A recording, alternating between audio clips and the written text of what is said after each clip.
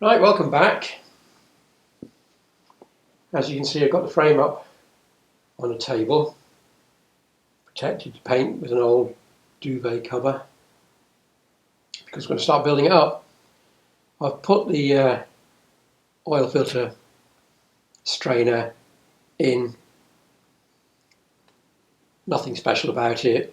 Strainer strapped in two gaskets, one against the frame, one against the plate, bolt it up. So I didn't really think there's much point showing you any of that. The next thing I'm going to do is get the centre stand on, and then the frame can be put upright for various other bits and pieces before we put the bottom end of the engine in. I'm still waiting to collect my proper bike bench to get it up in the air. Hopefully that will be soon. These little marks, you can see bits of grease and things are splattered about. It's not quite as shiny under here as on top, obviously, because it's harder to get to, and B, no one will ever see it, so it has been hit with lacquer, that's the important thing. So the next step is the centre stand. I was going to show you fitting the centre stand. It turned into a bit of a nightmare. Obviously the two shoulder bolts and nuts, one down here, there's one up here, isn't a problem. Getting the spring on has been an absolute nightmare, which I was expecting, to be honest. So I've ended up using the old porcupine method of fitting washers in between the spring gaps to lengthen it, and then I eventually got it in. It was a real pain in the bum. So now I've got to get all these back out again, and then I'm going to have to touch up the frame where I've caught it. The other thing I've noticed whilst doing this is I now understand why Dove Grey wasn't so popular at the time, because the slightest oily mark on your hand shows up really badly on the frame and paint. So it's definitely a frame I'm going to have to keep wiping down and polishing. Anyway, there we are. I will now take these out and I can flip the frame over and we can have a look at the head bearings. Right, next up are the head bearings. I've cleaned out the overspray where they sit and put some light grease in. So then in goes our abutment ring. Mustn't forget them. And then our race, obviously that way round. I'm using a bearing driver. Hopefully this will go.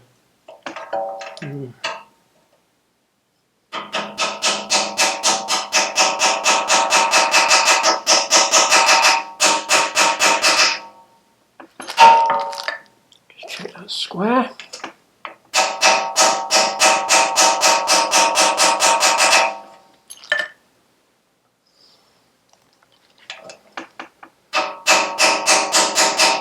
Yep, I'll just get a slightly bigger hammer to seat it properly.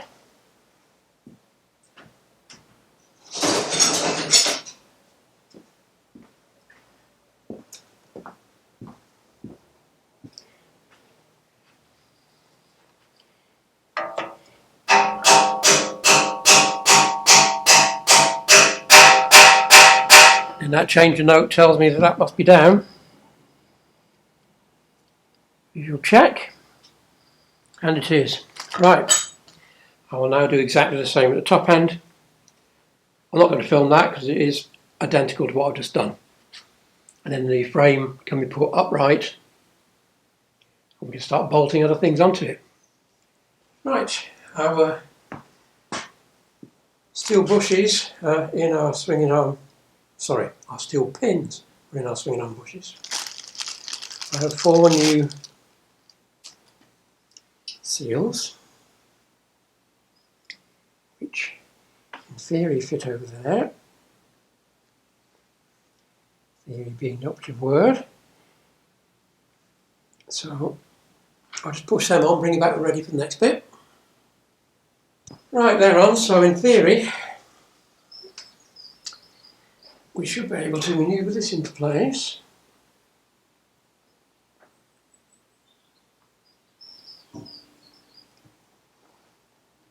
is the use of the word theory. And then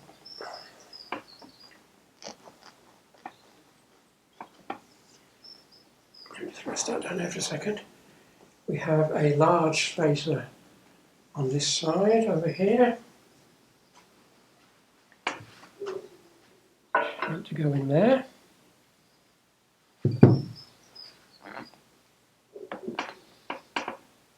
And is very reluctant to do so. Let me just wiggle that out a bit more.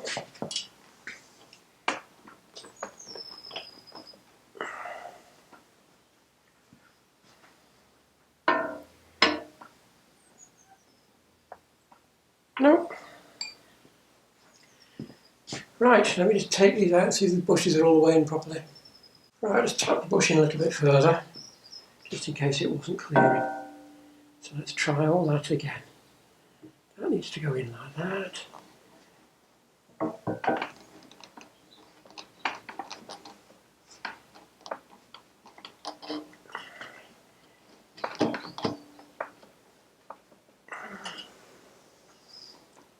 Looks like it's too far out this side now.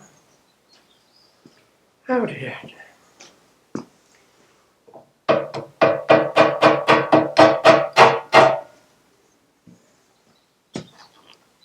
Better.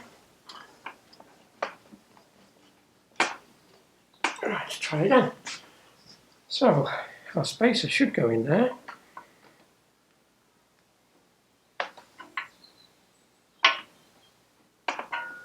Which it still doesn't want to do. Okay, just turn you off again. I'll go and find something just to lever it across slightly. Right, I think everything's a bit tight because of the paint.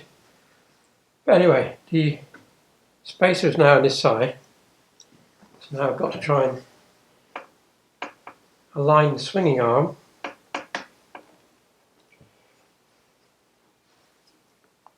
Which is proving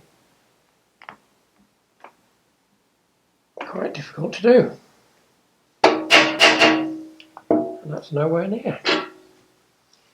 So let's try a bit of manual assistance.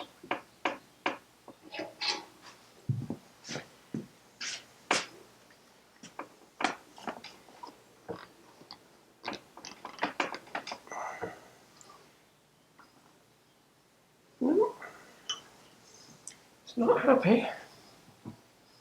Gentle tap. See if we can get it move up slightly, because it's down a very small amount.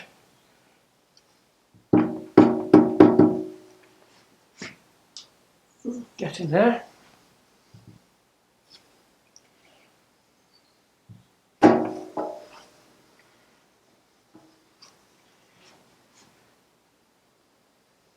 Still down a very small amount.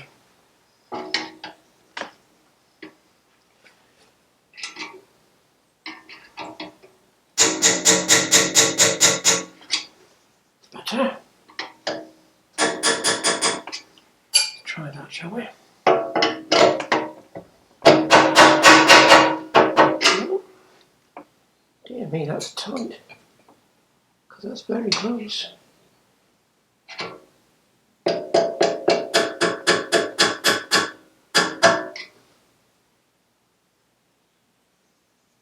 Very close.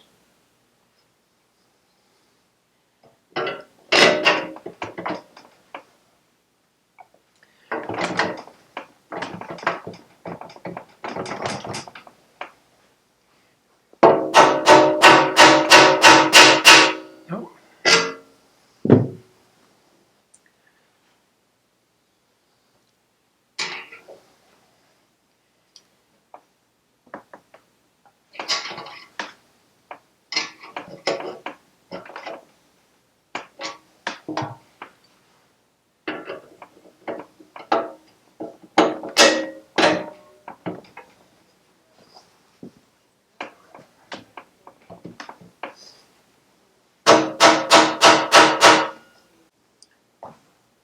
Right, I've got it started. It's super tight. And I say all the bushes and things are all unworn, so everything is rather tight. with tight coming out, if I remember correctly. Now then, is that tight in the frame? I think it probably is.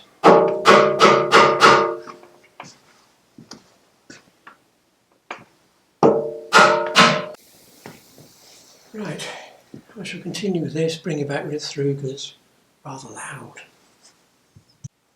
Right, I was expecting trouble on this side too, but it popped straight through this side without any problems at all. So we just need to apply a little bit of grease around there and slide our sleeves into place.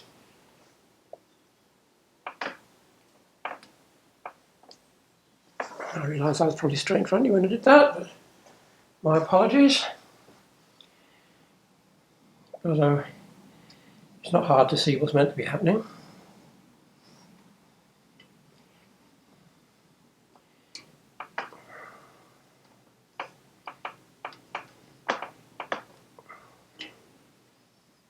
There we go.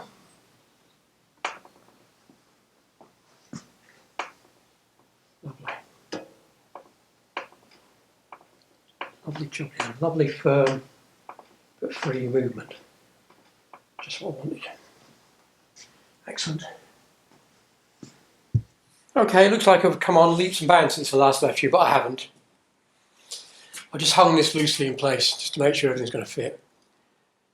The reason I'm doing this next is, having done the Triumph Bonneville, which is also oil and frame, it sometimes felt like the entire bike had been built around a battery box, which is why I'm going to do this assembly bit next. So the mudguard's just hanging loose at the minute. Now, it's the old mudguard. The reason it's the old mudguard is I have been unable to find a new one. Somebody on eBay had one and they wanted £600 for it, which I'm not going to pay. So I spoke to my chromer, who is very busy, and he wanted, from memory, about 200 quid, £220, something like that. However, he won't be able to touch it for at least 6 months because he's got so much work on. So I'm not going to stop the entire build for that, particularly when the rear of the mudguard, which is the bit you can actually see, isn't even in that bad condition. This section's quite pitted, well, flecked I would say, rather than pitted. It's not horrendous. So for the time being, this is staying. It may get taken off and re-chromed at a later date. We shall see. But for the minute, it's got to stay. So this is hanging loosely. Our metal plate that holds the two coils is hanging off the stud which will hold it. The tool tray goes on top of that for the bolt that together, and now our battery tray's got to go in. I appear to be missing a nut for the battery tray, and I'm not entirely sure where it is, but anyway. So that's got to go up in there like so, I think. Yep. Is that right? Yep. Looks like. And then our little studs have got to go through. Let's get a screwdriver. Right, I can't find a correct screwdriver at the minute, so I'll just make do with one that doesn't quite fit. That's just the way it is. Right, so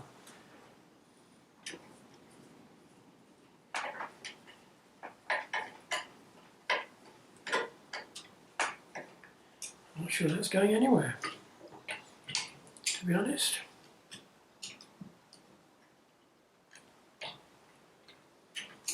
And it's not.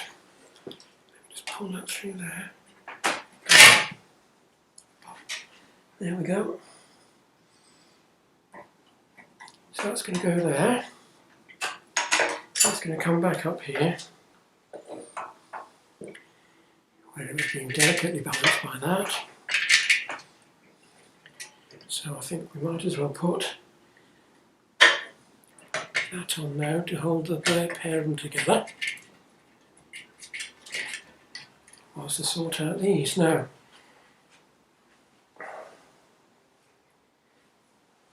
These should screw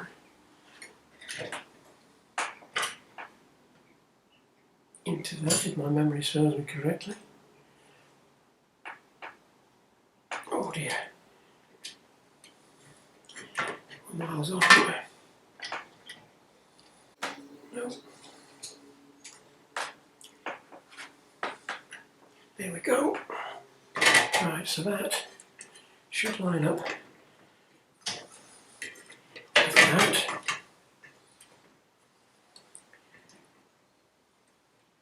At some point.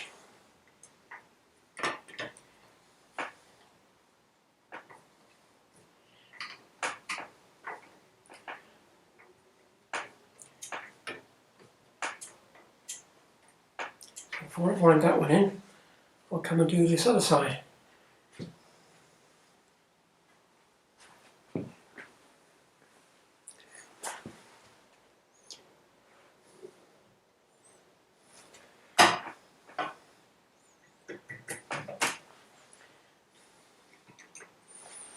I'm going to have to go in front of you here, sorry. So we'll start it.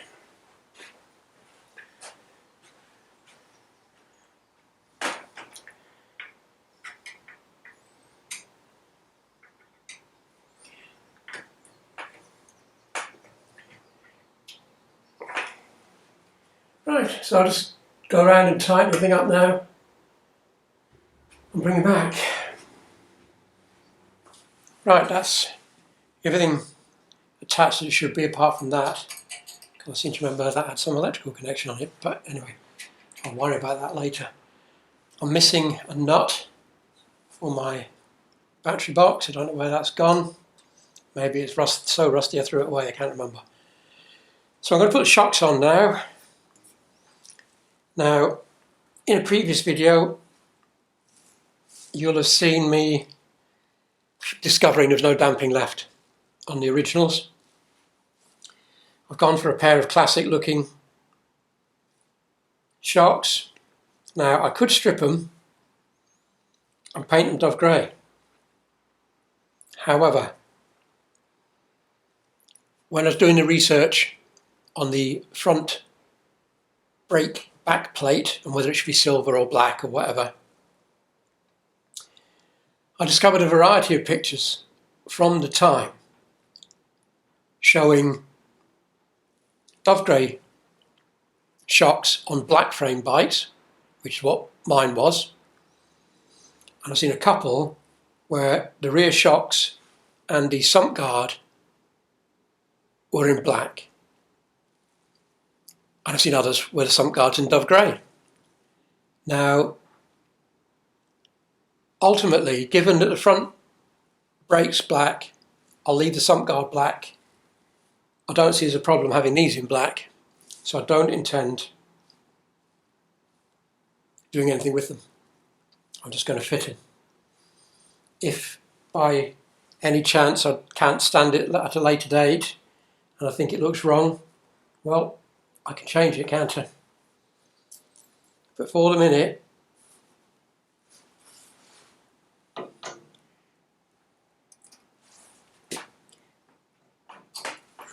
oh, they're nice and snug, aren't they? I do better that way than loose.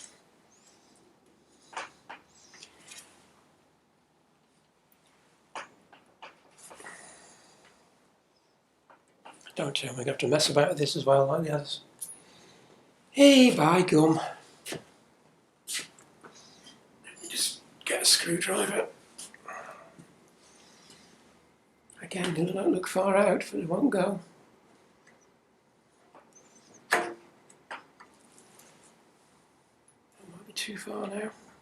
Oh no. There we go. Lovely. Get a washer and a nut on there. I've had so far now that I can't get to the nut.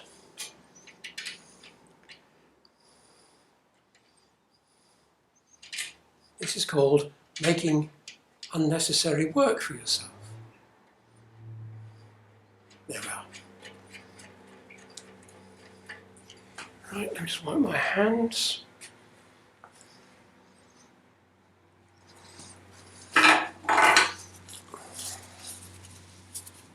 put the bottom one on and I'll do the other side. Now, if memory serves me right, the chain guard fitted on the other side, so I'll be putting it in loose.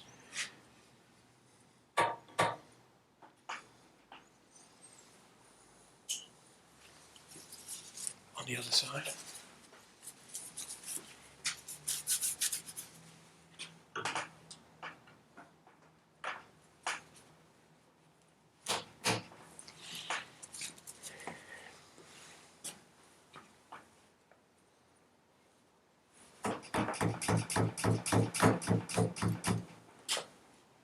Nice snug fit again. Dear me.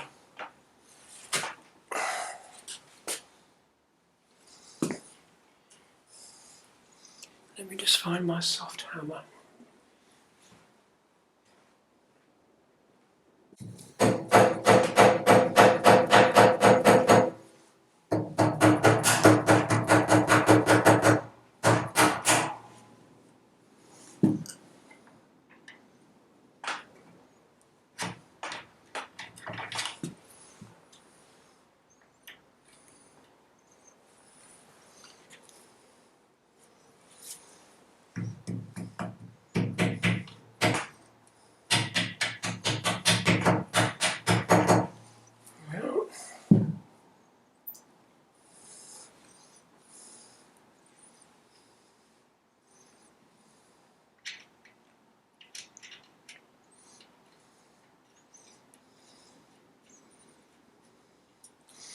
Right, I'll tighten those up and put the other one on. It's starting to look a bit like a motorbike, isn't it? Grubby motorbike because it's covered in oily fingerprints, but a motorbike nonetheless. Right, there they are on. They were inexpensive, these shocks. I suspect they're made in China, which may or may not be a bad thing, who knows. Chinese manufacturing is getting better, without a shadow of a doubt. And no doubt they won't be up to the quality of Girlings or any decent modern shock, but they look right, they were cheap, and to be honest, my days of hacking about at insane speeds are long, long gone. So I'm sure they'll do fine for me. And that's all that matters. If you're more of a speed demon than I am, which is highly likely, you might want to consider one of the British-made shocks as a replacement. Right, let's see what else we can stick on while we're at it. Right, next thing to go on while we've got space is our breather tube, which runs front to back from the top of the frame around the mudguard. So something like that.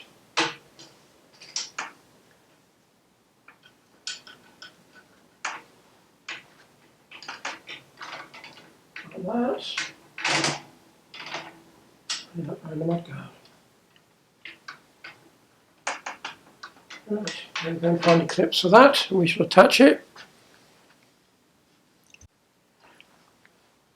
Right, it's on, it's connected to the mudguard.